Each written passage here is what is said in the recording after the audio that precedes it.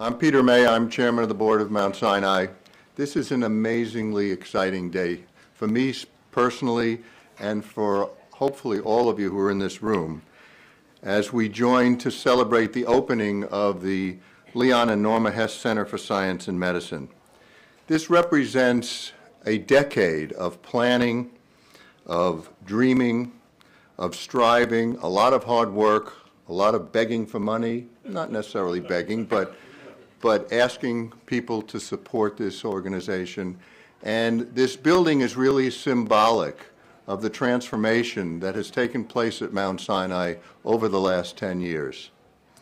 And when you look around, what you see is a magnificent building, but you really only see the visible proof of Mount Sinai and how it's become one of the elite academic medical centers in the world.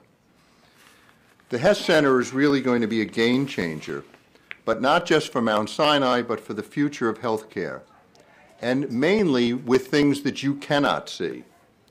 This building was built to inspire collaboration, to energize innovation, and to transform the way medicine is conceived and delivered.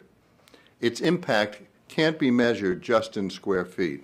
In fact, when the building officially opened less than 2 months ago, it had already made a profound difference in Mount Sinai's ability to provide the best, most compassionate care in the face of adversity.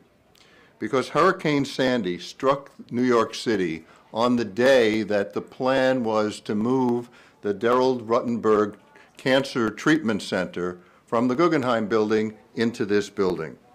The Ruttenberg Center is Mount Sinai's outpatient cancer treatment center.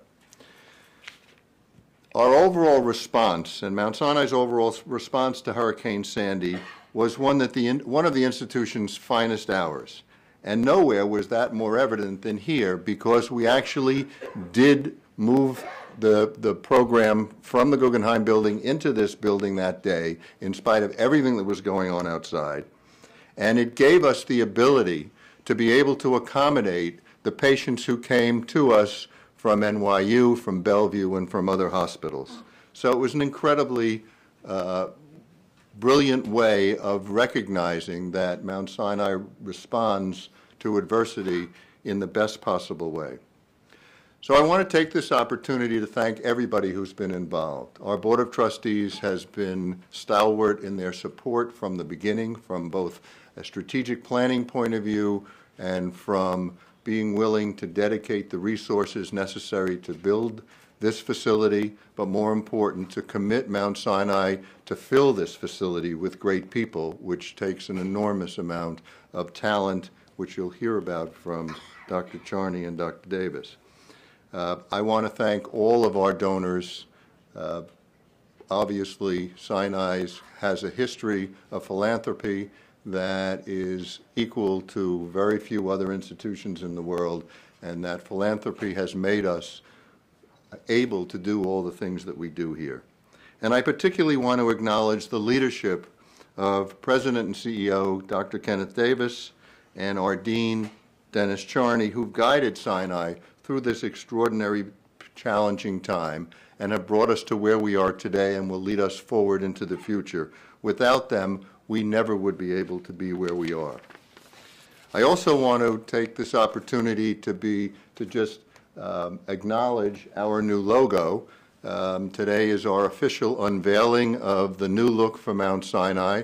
We discovered that we probably had hundreds of different ways of representing our institution from every different department and every different component of the medical center, and we embarked on a mission and identity program a while ago that culminated in unveiling this logo, which I think really represents the future, the strength, and the dedication of Mount Sinai, and it will be, hopefully, you'll start to see it more and more. We've got some of them on our new white coats.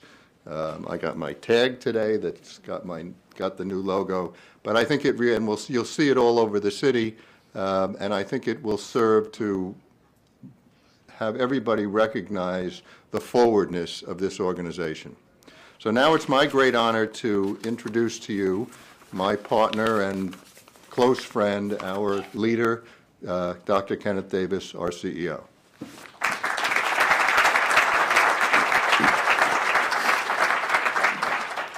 Well,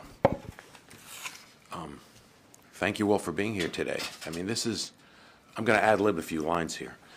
It's really very unusual circumstance for me to be sitting here in a conference room that has my wife and my name on it. It's an odd feeling. As my wife pointed out, when she was a medical student, she would sit in the back of the room and sew. And if any of the professors who taught us then would have thought that someday a conference room in an auditorium like this would be named after her, she would have said, that's just inconceivable. Not that student. But they were wrong, as were her teachers for many years. I'll go on about this. Bonnie is a very unusual person, and I can talk about that because she's not here. When we were in high school together, in junior high school together, although we didn't date till medical school. But in high school, she was a very, very bright girl, but she never attended classes. So her mother was called one day and was asked, your daughter, she's not in class now. And my mother-in-law said, so where is she? And they said, well, she's in the library reading books. And my mother-in-law said, so what do you want me to do? And that's been Bonnie ever since. And that's part of the reason why we're able to make the gift that we were able to do to facilitate the naming of this auditorium. So now, let me move on to what I want to talk about today. It's an honor for me to be here with members of the Board of Trustees, with leaders from the city and the state, and with all the Mount Sinai community. It's also a pleasure for me always to share a platform with Peter May, who has been an extraordinary chairman of the board here. We talk about the history of Mount Sinai, and we recognize the great chairs, and of course, Gus Levy stands out as one of the really extraordinary people. Peter's stature is equal, or if not greater, in the accomplishments that he has provided in the last 10 years, the guidance and the leadership that he's provided to this medical center. I mean, you should know, in our darkest days, when Peter turned to me and he said, I want you to be the CEO, not just the dean, and I had this wave of nausea. Like, are you possibly serious? I was calling him every night, and we were talking about what we were going to do in those darkest days. And if it wasn't for his leadership, we wouldn't be here today. And of course, there is no greater recruiter of faculty than I've ever met than Dennis. I mean, an extraordinary leader, an extraordinary dean. You know, I love Nate Case. He's a great person, but this man is not just the greatest dean in the history of Mount Sinai, but undoubtedly, I think, the greatest dean in academic medicine today, bar none. So that's for sure. But anyway, so to go on, this building is a dream come true. It's a dream fulfilled for Mount Sinai. It's a milestone in our history of the institution. And it really is an outstanding achievement among academic medicine in the United States. The Hess Center was conceived, as Peter said, some nearly 10 years ago, before it had a name, before it was even a hole in the ground, and before we had any money to put it up. And along the way, something bad happened, and that was the Great Recession. And when the Great Recession happened, all the institutions around the United States decided that they would not go forward with their building. And in fact, for Mount Sinai, the financial arrangement that we had to make this happen fell apart. The Durst-Fentner organization that was going to be building what is the residential tower behind us and was buying the air rights from Mount Sinai, which was going to support the business model to build this, it all fell through. But our board decided to take a risk and to move forward in 2008 when there was no credit. And we, as a consequence, have the first new building in an academic medical center that's being completed in 2012. Now, there'll be more buildings that are happening in the academic medical centers, as the Wall Street Journal talked about today, but those are in late 2013. We're here earlier, and that's important because it's facilitated an extraordinary amount of recruitment that has been made possible by this wonderful building. Now, We owe thanks to a lot of people for making this happen. But of course, the most prominent is the Hess family. John Hess has, in the name of his parents, provided an extraordinary amount of philanthropy for this building. Now, that rests upon the relationship that his family has had with Mount Sinai since 1966, when Leon Hess first joined the board at Mount Sinai. His family has been intimately connected to Mount Sinai, and as so many families, has a multi-generational commitment to Mount Sinai. And we're very, very honored to be associated with the Hess family and look forward to their continued deep involvement with Mount Sinai in the future. In fact, I am sure that many of the people in this room will be meeting John Hess, as he will quarterly chair the research committee of our Board of Trustees, as he talks about, and we talk to him about, what's going on at Mount Sinai and the research we're doing. So, over the past few years, with the erection of this building and our preparation for it, we've grown a lot of the critical centers at Mount Sinai. We've grown the Tisch Cancer Institute, the Friedman Brain Institute, the Helmsley Charitable Trust Center for Cardiovascular Research, the Translational and Molecular Imaging Institute, the Mindich Child Health and Development Institute, and our primary care and diabetes practices. And those practices are now housed in the residential tower that is adjacent to this building and connected to this building, bottom 10 floors of which are housed by Mount Sinai, either infrastructure or offices. These entities, all these institutes, are, at least in part or in whole, located in this building today. Now, Mount Sinai Hospital, that doesn't even include the school, just the hospital, and the school is equal in size to the hospital. The hospital is the 10th largest employer in New York City.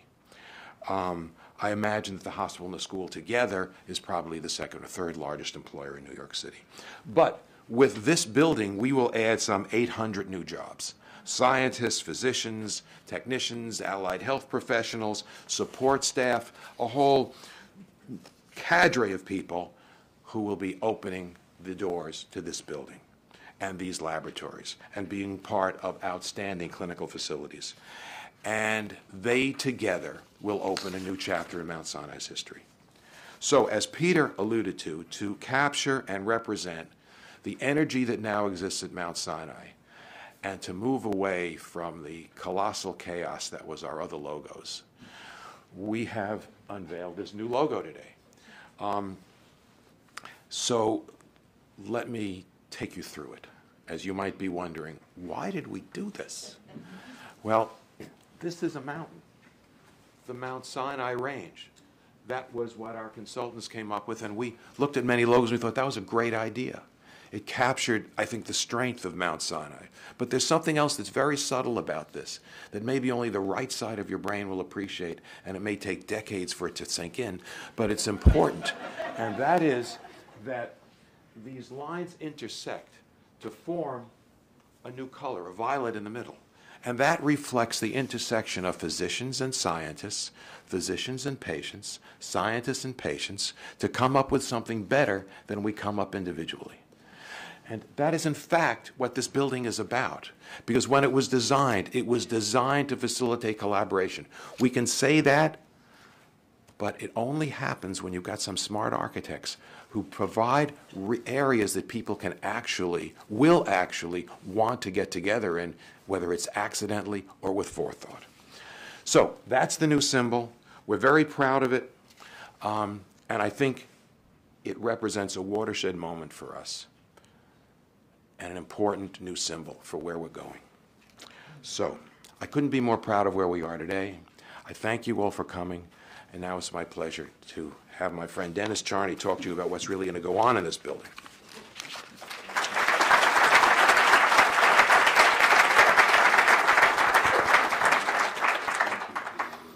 Thank you, Ken. Thank you, Peter. And thank you to all of you for being here today to celebrate this milestone in the history of Mount Sinai. This beautiful place is going to be an engine of discovery between physicians and scientists, and among scientists from cancer, neuroscience, cardiology, molecular imaging, genomics, and others that are going to transform the future of medicine.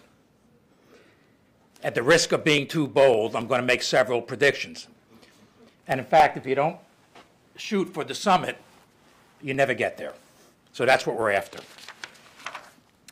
In cancer, and don't get nervous, Stephen, where we have already built virtually overnight one of the top clinical care programs, our scientists will discover improved therapies for the most common and lethal cancers.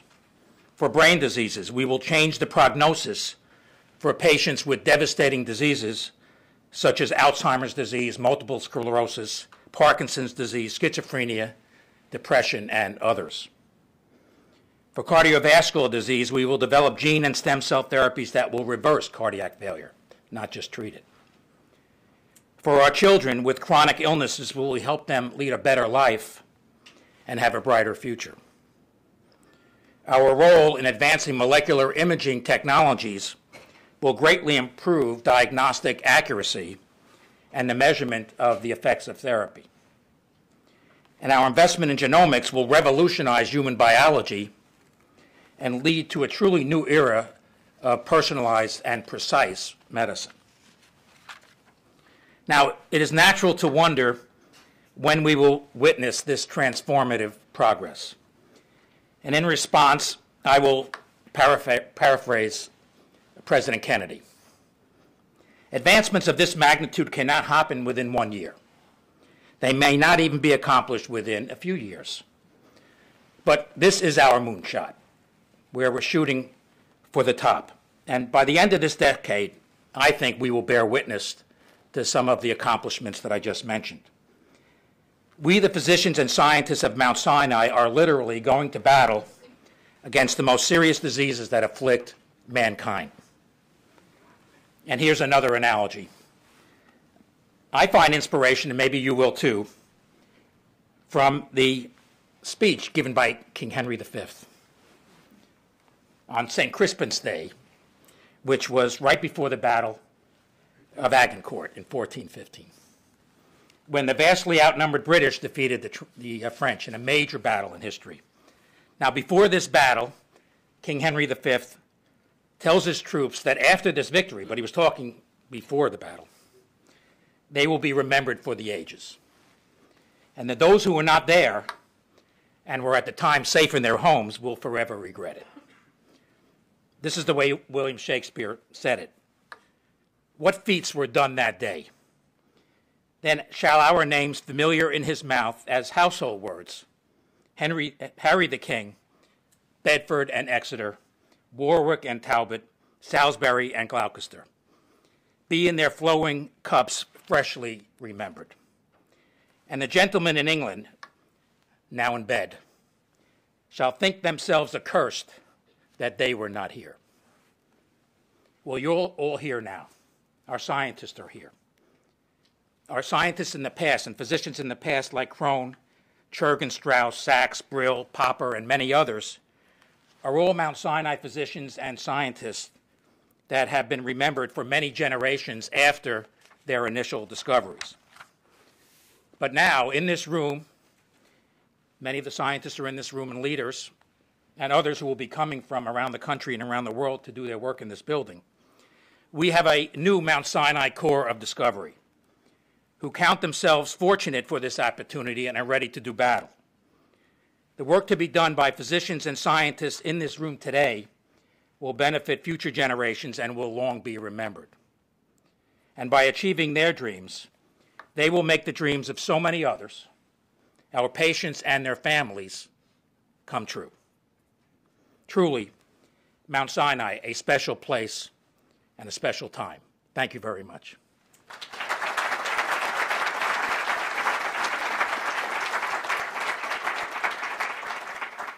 It is now my honor to introduce four special guests who are here to celebrate the Hess Center opening and share in our dreams for the future. Senator Liz Krueger, Assemblyman Dick Gottfried, Assembly Member Robert Rodriguez, and Matt Washington, Chairman of Community Board 11. I'd like to ask Senator Krueger to come up. Senator Liz Krueger was first elected to the New York State Senate in 2002 and currently is the ranking member of the powerful Senate Finance Committee. Liz's district has more hospitals than nearly any other Senate district in the Senate, and she has been a proponent of affordable housing, health care, and Medicaid, and we are proud to call her our friend and our senator. Welcome.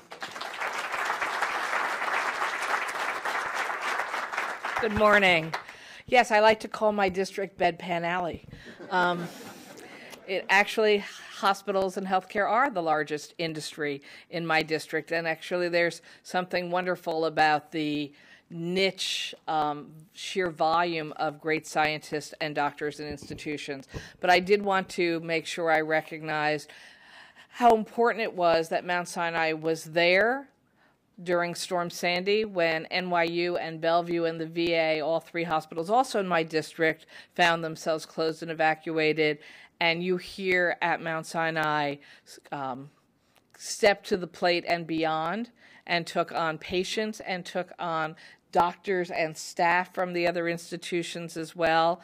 And frankly, I'm not sure what the city of New York would have done if not for institutions like this being able to so rapidly absorb the number of patients in need and the services that needed to continue. So to the entire family of Mount Sinai, I want to say thank you very much. I also want to recognize Dr. Ken Davis and your chair, Peter May, who have done, as was implied, a phenomenal job of turning this institution around in a very short period of time when there were, I believe, as you said, darker days facing this institution, and that not only was it able to pull itself out of these darker days, but clearly redefine itself and its future, as we are seeing today with the opening of this amazing group of medical facilities sharing in one new home. Obviously, I thank the board, the donors, the Hess family for the commitment to New York City and healthcare.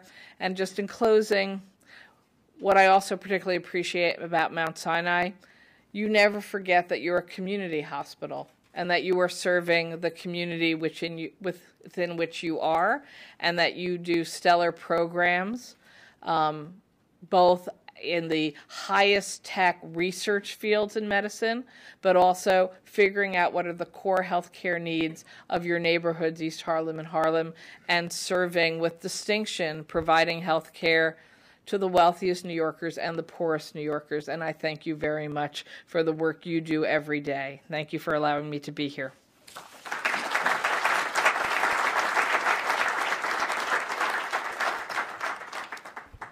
Thank you, Senator Kruger. Our next guest, Assembly Member Dick Gottfried, represents the 75th Assembly District, including the Mount Sinai Downtown HIV Clinic. He has served as chairman of the Assembly Health Committee since 1987. He has been part of nearly every major health policy in the last 25 years, including the passage of managed care reforms, the creation of the Child Health Plus program and Family Health Plus, and the enactment of the Family Health Care Decision Act. It is an honor to have Assembly Gottfried with us today. Thank you. Thank you. Well, good morning. It's really a pleasure to be here on such an occasion. Just to go a little off topic and talk about the new logo. As I was walking here, I saw it on several buildings, and I didn't realize that it was the first time I'd ever seen it until I got here and saw the little brochure about it. I think it's a real terrific achievement of graphic design that you can have a brand new logo that the first time you see it, you feel like it's an old friend. And, what do I know about graphic design, but I think it was worth whatever you paid for it. And I'm sure it wasn't done by a couple of interns on their lunchtime. This building really does symbolize what Mount Sinai is most known for medical education and the most advanced treatment and all of the things we associate with an academic medical center. And Mount Sinai certainly epitomizes all of those values, as does this building. But as Liz Kruger said, to me, it's always important to remember so many of the things that Mount Sinai also does. And I'm going to mention a couple of them, and I'm sure I will leave some out, and I apologize. But, the Adolescent Health Center is an amazing institution that you house. The Occupational and Environmental Medicine Program provides extraordinary service and leadership. The new Family Medicine Program, I think, shows real leadership in healthcare, and the fact that your accountable care organization is one of the first in New York, and something which I hope we will in future years look back on and say this really was a good new road to be taking in organizing healthcare. And since we're quoting Kennedy's, John Kennedy said a few days before his inauguration, of those to whom much is given, much is required. And certainly those who have helped to finance this building are serving in that tradition. President Kennedy's brother Robert said that the future is not a gift, it is an achievement. And all of your gifts are certainly helping to make a lot of those achievements possible. So thank you all, and congratulations to everybody here.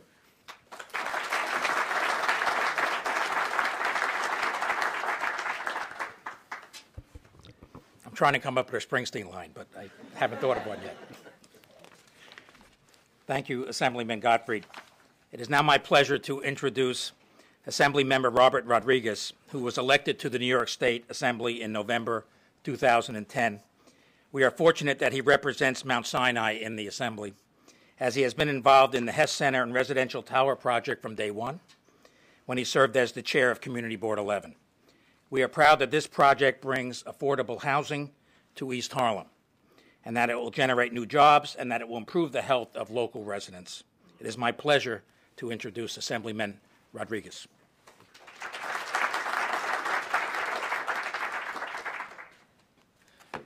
Good morning, everyone. And I just wanted to give special thanks to Chairman May and Dr. Davis for the tremendous vision in terms of bringing forward this building for the long amount of time that it took to really gestate it and finally, bring it to fruition. I think two comments that were made in each of their speeches. One was watershed. The other one was game changer. I absolutely believe that the future of Mount Sinai and this institution is intertwined with the future of East Harlem. And I think as we move forward, as we look at the innovation, the research, and the technology that comes out of this, we see an opportunity in East Harlem to be an extension of Liz Kruger's district on the Upper East Side over the next 10 and 20 years in terms of creating new institutions, new businesses in East Harlem that can compete, and I would say surpass some of the work in other academic medical institutions and challenge those things that are happening on the West Coast or maybe up in Boston. So I look at the future of East Harlem, the job opportunities that come as a result of this, but also the transformational change that can happen throughout this community as a result of what is the backbone here, Mount Sinai. When we talk about assets that we have in medicine and in research in East Harlem, I think we have first-rate institutions, bar none. The Hunter School for Social Work and Public Health, the Academy of Medicine, and certainly all of that wouldn't happen. The synergies that we expect, the great things that can come out of that wouldn't happen if it weren't for the anchor of what I believe is our future in East Harlem in terms of medical and academic research, which is Mount Sinai. So if it wasn't for the trustees and certainly for Dr. Davis for his vision, we wouldn't be able to cast a greater vision for East Harlem and for the community. And I think my colleague, Senator Kruger, mentioned that Mount Sinai has not forgotten about where they are and the communities that they serve, and they have done a tremendous job in terms of serving all communities, both the East Harlem residents, but those who are, and staying in the forefront of providing quality care. They've never forgotten the people they serve, and this just gives us an opportunity to raise the bar higher. And hopefully the work that comes from the wonderful doctors that are here chairing different departments and running different floors in the building will provide innovative solutions that can help provide better care for people across the country and across the world. So we look forward to that. Thank you all for your commitment, and certainly to the trustees for making this happen. And again, thank you for your long-standing contributions to East Harlem.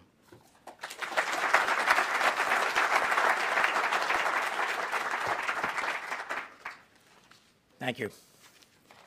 And I would also like to thank Community Board Chairman Matt Washington for joining us today. Matt is currently serving his second term as chairman of Community Board 11. In this role, he has been a proponent of affordable housing, improving public schools, and bringing new jobs to East Harlem.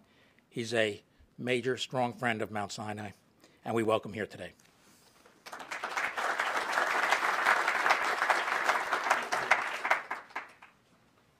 Thank you. It's a pleasure to be here, and thank you for the warm introduction, certainly to Chairman May and Dr. Davis for all of your leadership. What wasn't said is this is my home, and like Assemblyman Rodriguez, we're both children of East Harlem. And as a child of East Harlem, Mount Sinai has such an importance to my being. As a 13-year-old kid in high school, I had a chance to come into the Science Center here and see an electron microscope. And how cool was that? And I got to tell all my friends about the electron microscope. Of course, I didn't know how to use it, but I was still the smartest kid on the block, if you asked anybody. And what I appreciate about Mount Sinai, and I think everyone in this room would agree with me, with the opening of this facility, we will continue to be leading the effort of medical and science research with the greatest minds on the planet. And of course, I'm biased, but we will have the greatest, and we do have the greatest minds on the planet here at Mount Sinai, right in East Harlem, right in this community, right in my home, right in the home of so many. And the opportunity to make lives better, to expose the young people across the street who are growing up to be the future greatest minds of the planet is such an incredible opportunity. I'm so thrilled about this new center being here to develop great research, to encourage young people to reach for the stars, to reach for the mountaintop, as the new logo encourages us to reach for. And it's just such an honor for me to be here, to have been that 13-year-old child who came to see the electron microscope, to now be standing here today to welcome in the next stage of medical and science research, and to continue to encourage the young people of this community and the young people of this world to reach to the mountaintop. I'm so thrilled that Mount Sinai has been a part of my life, my entire life, and my family's life for the past 65 years. And I want to thank the Hess family for continuing to invest in Mount Sinai. It is a very special place, and so many people have been here for all sorts of things, bringing new lives into this world, healing lives that have been damaged, and working to really be a community facility, but also to be the smartest and the best darn community facility and the best darn research facility that we could ever ask for. So thank you all for your leadership. Thank you all for your commitment to making the best and to doing the best in my home. And I appreciate everything that you're doing. Thank you.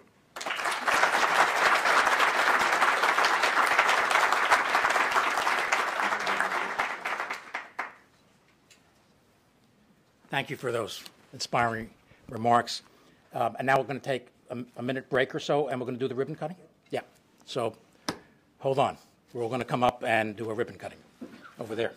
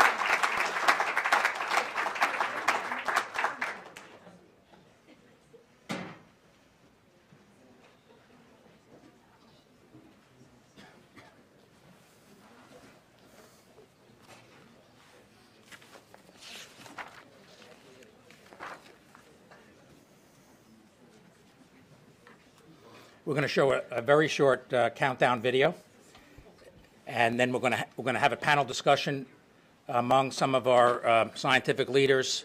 And for those of you who might have questions about what we're going to do in the building, start thinking of them, right now, because we're going to have a Q&A period.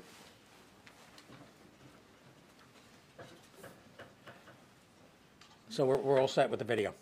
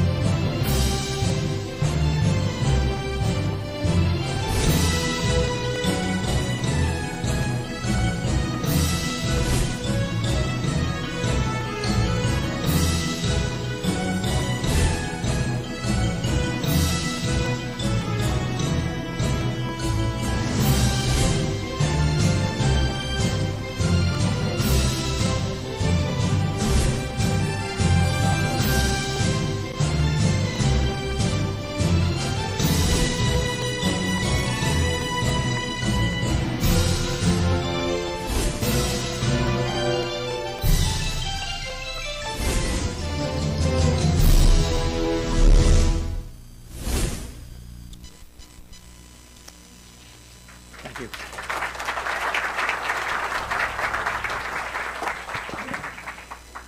I even think the Annenberg building's looking better. Somehow. So I'd like to introduce the leaders who are sitting before you, and then we're going to have a brief panel discussion and then be able to take any questions if you have some. First, I'd like to, going from right over here over, Stephen Borkoff, who's the director of the Tisch Cancer Institute. Stephen has been with us for now a couple of years, and he has transformed our cancer footprint at Mount Sinai. I think we've been recruiting about a new physician or scientist literally every other week. It is, as I mentioned in my remarks, it has taken us from being a good place in terms of cancer care and clinical research to a truly great facility for getting state-of-the-art care and discovering new treatments. Next is Eric Nestler, who's the director of the Friedman Brain Institute. Eric is a world-class neuroscientist.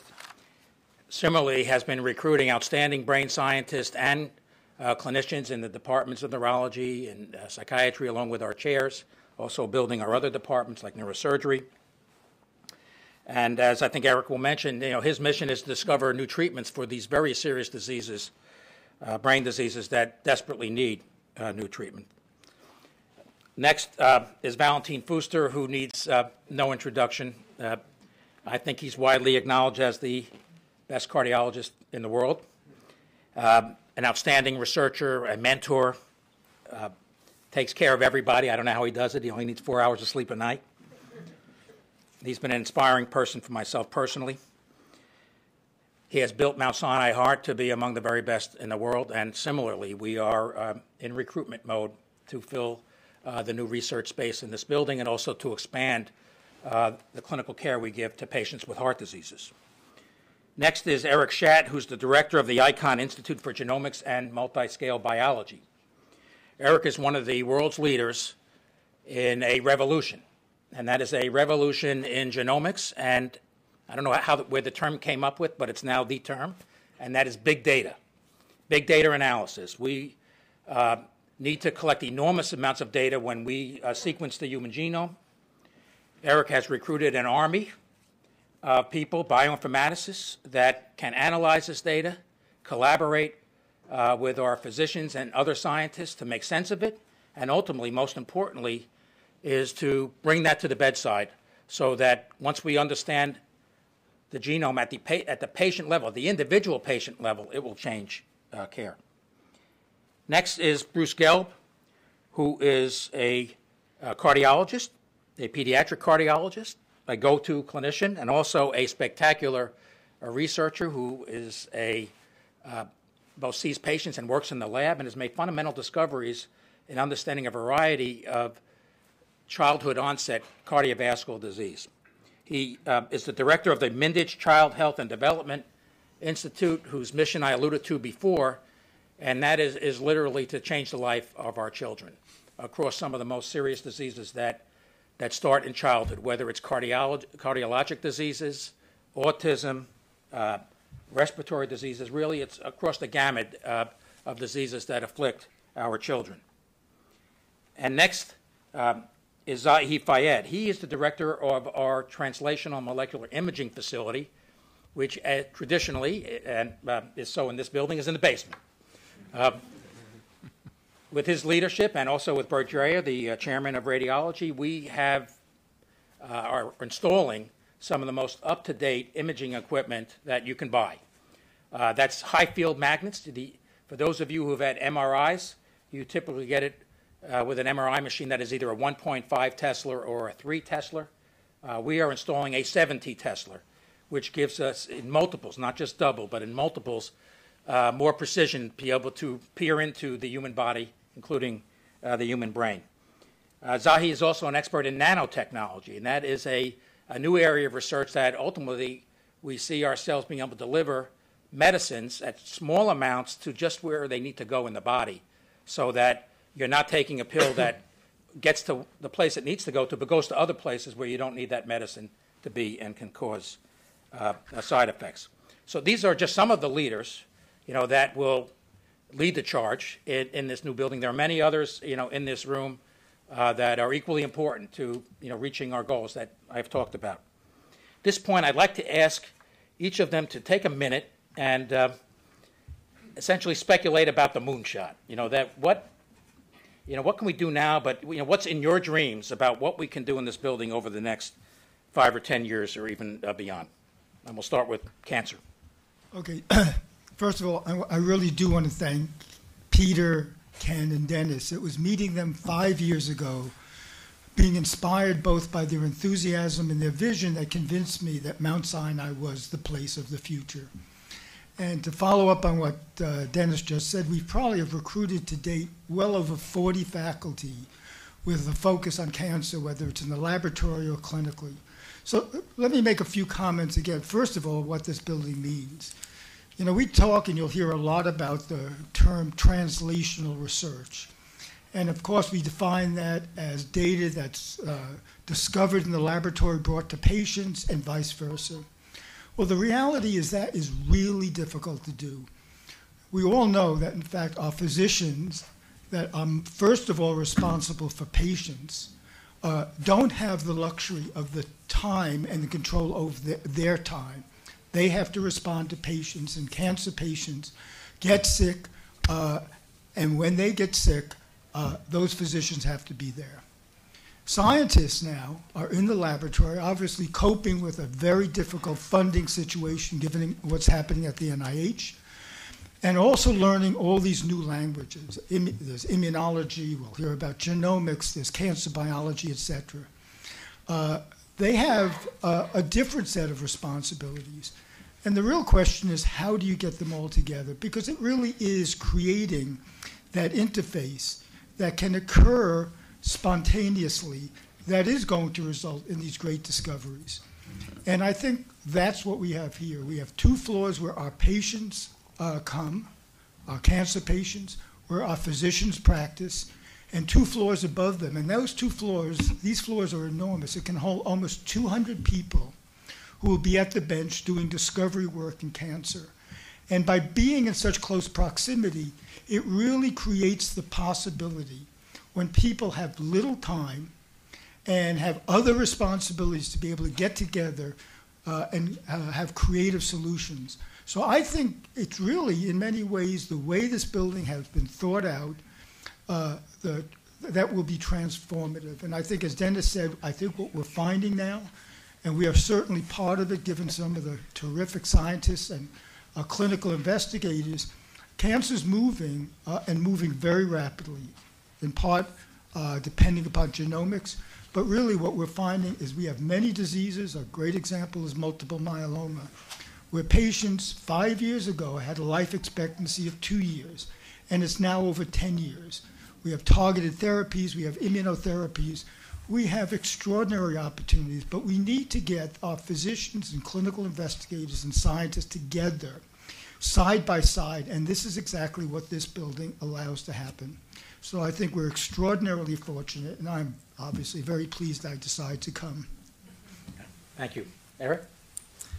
Well, this is an exciting day for Mount Sinai and for the Friedman Brain Institute. 5 out of the top 10 causes of disease burden worldwide are brain diseases. These include depression, dementia, psychosis, stroke, and addiction. Nothing will have a more positive, greater impact on humanity than tackling these illnesses. Mount Sinai has a long and distinguished track record of excellence in brain science, and the opening of the Hess Center will make us even better. The Hess Center will make it possible for us to recruit over 10 new faculty to Mount Sinai, and we've already attracted several national and international leaders, as well as some of the most promising young scientists to our faculty. The design of the Hess Center is also a major advantage in that it brings together experts across several disciplines, as you'll hear. I'll just give one example. Our new brain imaging center, which will be located here in the Hess Center, is made possible by the state-of-the-art imaging instruments that Dennis mentioned that will be located in the basement of the Hess Center, and also made possible by the world-class imaging expertise of Dr. Fayyad and his colleagues. And this is illustrated by a new brain scan that makes it possible for the first time to diagnose patients with Alzheimer's disease. This scan detects an abnormal protein called beta amyloid that accumulates in the brains of patients with this illness, and Mount Sinai was the first institution in New York City to offer the new test. So this is just one example of many in which we believe that the Hess Center will transform brain research at Mount Sinai, and we look forward very much to the many exciting discoveries that we can expect over the next decade. Thanks. Well, I will say this is an amazing building because it really pulls all together horizontally those who are in the cardiovascular field. But what is exciting is vertically, we are all integrated. And I think this is absolutely unique in this regard. About the cardiovascular field, the bad news is still the #1 killer today, cardiovascular diseases. And I see 3 different trends evolving over the next decade. The first one is to know who is developing the disease and doesn't know yet. And this will be through imaging technology that is being developed in part here. And then the question is, once you know you're developing the disease, are you going to change behavior? So is this a very complex issue that is a tremendous task that we have in front of us. In the other extreme, we see people who already had the heart attacks, and the left ventricle is not working well. I have to say that stem cell therapy here, we have a fantastic group of people, and we are actually recruiting 2 or 3 others, senior people, are absolutely internationally recognized. And then how you enhance these cells that you give through gene therapy. And the first work was done here by Roger Hajar, who's actually the head of the Cardiovascular Research Center here. So how we recover a heart that is already damaged is the other extreme. But then what is most exciting is the integration of the heart and the brain. And this is not on an emotional basis. I palpitate, so I'm emotional. This is real, and that is what we are finding through imaging technology, in part developed by Zahi Fayyad, actually, is that the same risk factors that affect the circulation of the heart affect the microcirculation of the brain, the white matter. So what happens is degenerative brain disease and even Alzheimer's may be accelerated by the same risk factors that affect the main arteries. And these are the tiny arteries that we are now able to see with imaging. I just finished to say, I have been in this institution for many years, probably more than many of the people sitting here. This is amazing. I think this is a dream. I could never, ever have predicted that we will be sitting here today. And I have to say that the executive group that are sitting here today have made this possible. Thank you. Eric?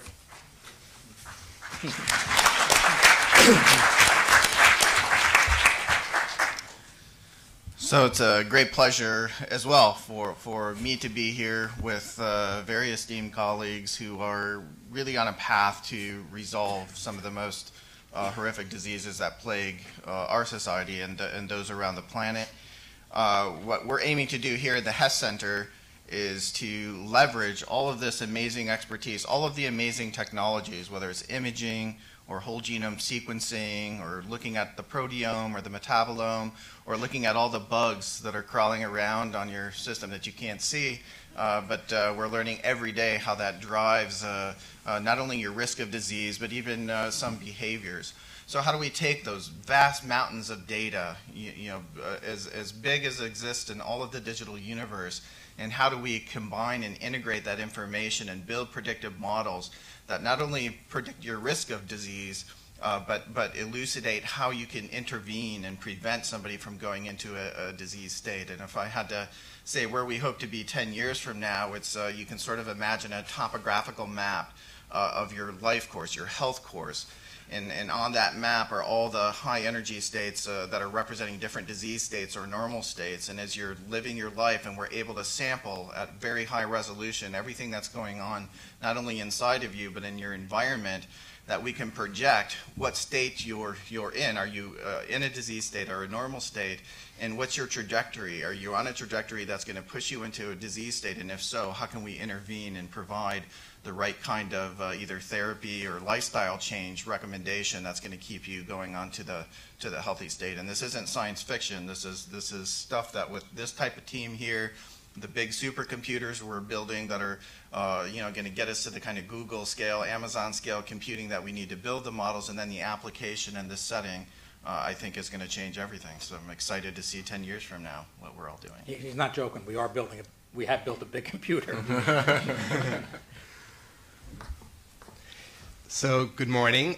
This is an enormously exciting moment for Mount Sinai and for the Mindich Child Health and Development Institute. And we heard from our guests earlier about the role of Mount Sinai in East Harlem, and we are focusing on problems of children's health, problems like asthma, neurodevelopmental problems, obesity, that take a high toll throughout the world, and certainly in New York, but take a particularly high toll with our neighbors, the children in East Harlem. And that's something we've got to change. As exciting as the times are scientifically, from a pediatric point of view, it's sad because we know that children being born today actually have a life expectancy that's less than their parents. That's the first time that's happened in our country, and we need to redirect that. And discovery, fundamental discovery like that is going to occur in the Hess Center can redirect that fate.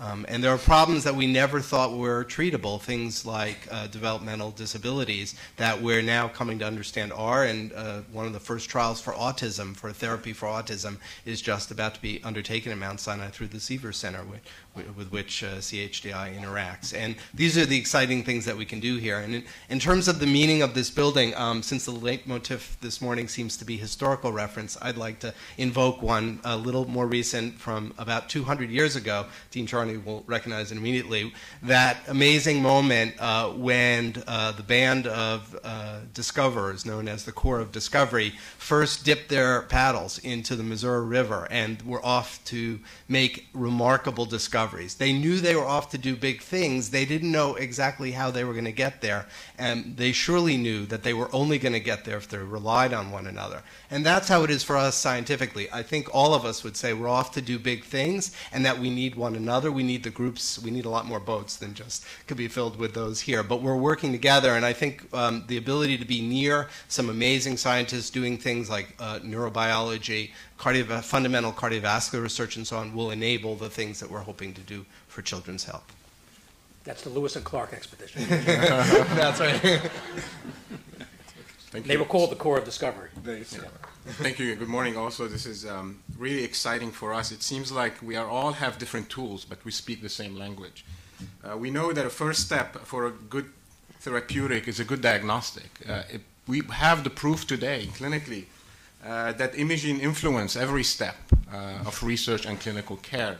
We've heard earlier and we've seen images of brain imaging now that we can figure out the connection between the brain with high-resolution imaging and trying to figure out what's normal, what's abnormal.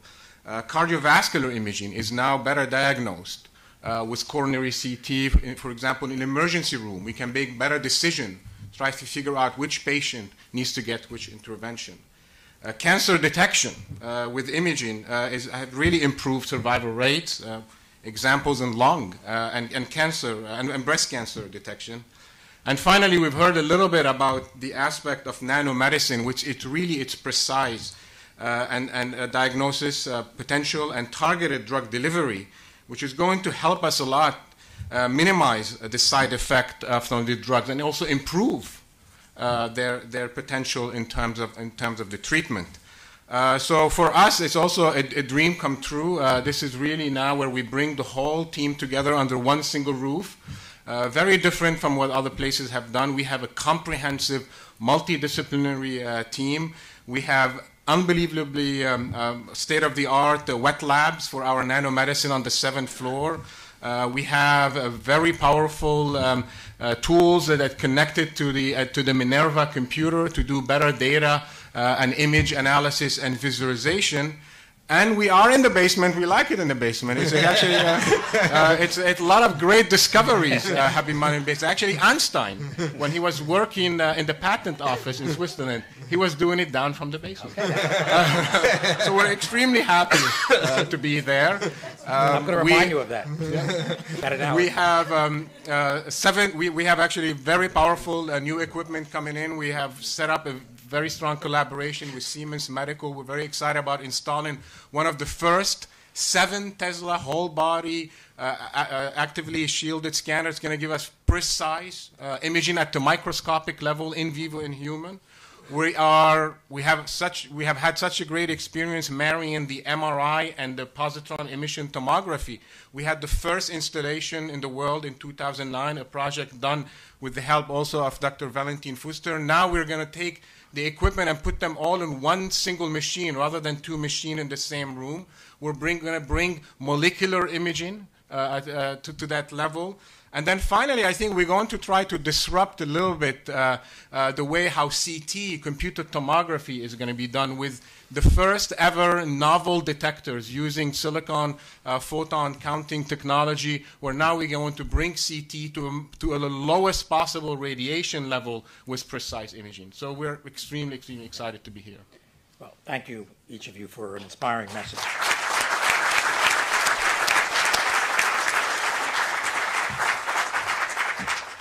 Are there any questions from the audience that we can illuminate?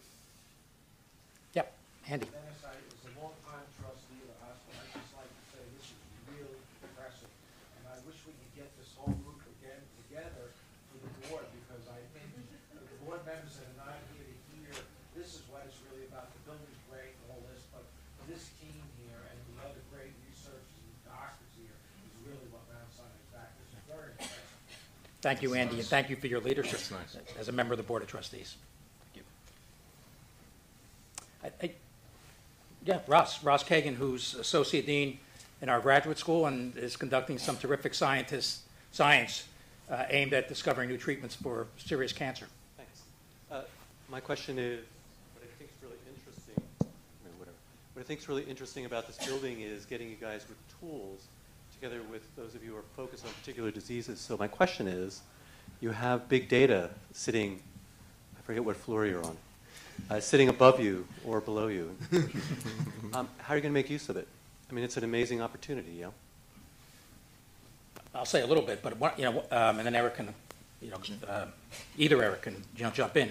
One of the things that I think Eric Schatt and his team, has done since they've been here is connect.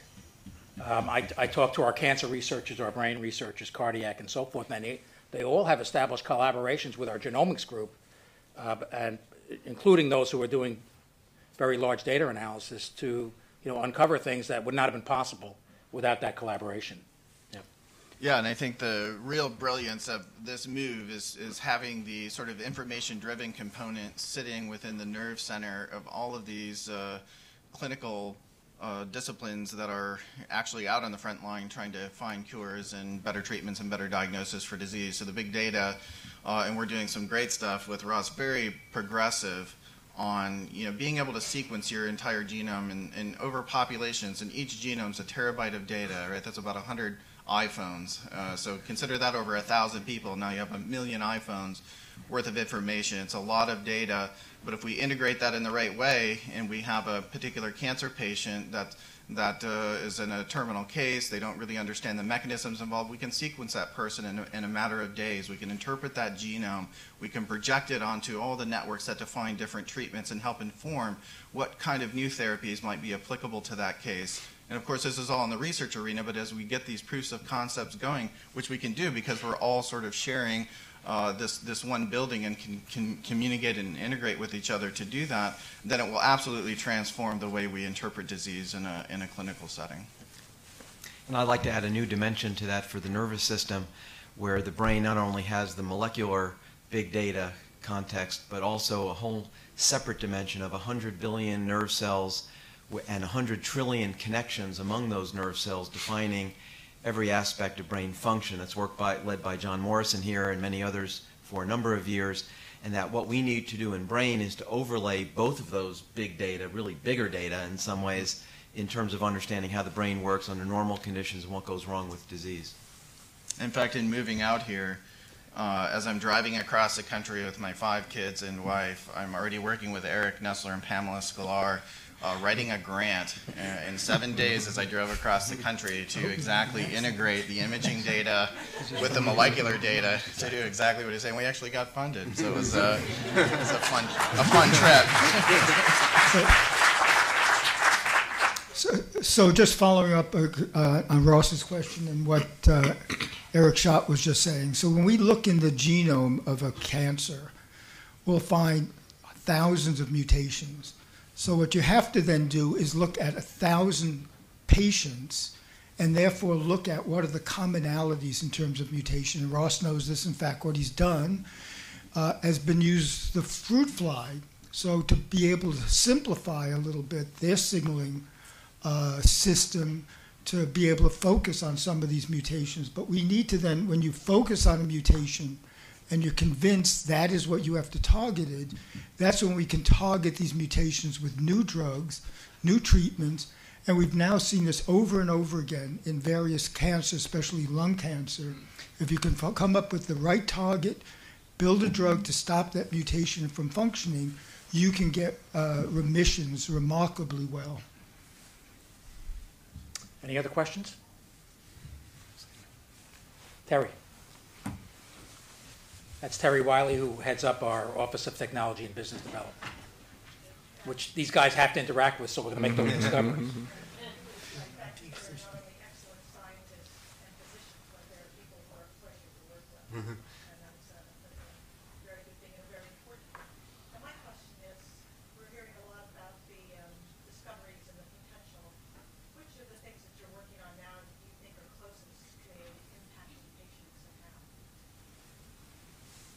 I can. Okay. To me, one of the most exciting aspects, and we are now in the frontiers of having an impact, is gene therapy at the level of the heart that is failing. And this is a repeated technology developed here by Roger Hajar, who's the first in the world who has been using such technology of gene therapy. And basically, some hearts fail, but because they are hibernating, they are at sleep. And what you do is you inject a gene that actually gives the molecules that wake up the heart. And that's basically the principle. So when a heart is not working, in part it's because it's a scar. This is after heart attack. But in part it's because some muscle is at sleep. And with gene therapy, you can really recover such hearts. This, to me, is an amazing advance which took place during the last year and actually was pioneered here. You know, I think we can go on and on. No, good. But we're not. This building just doesn't get built, right? For those of you, who've been here over the last 5 years, it started with a big hole, and then it took 4+ years to build. And we had a great group of people running the show and building this building. And I want to acknowledge some of them: Ben Safari, David Farron in the back. I don't know if Ned Berger's here.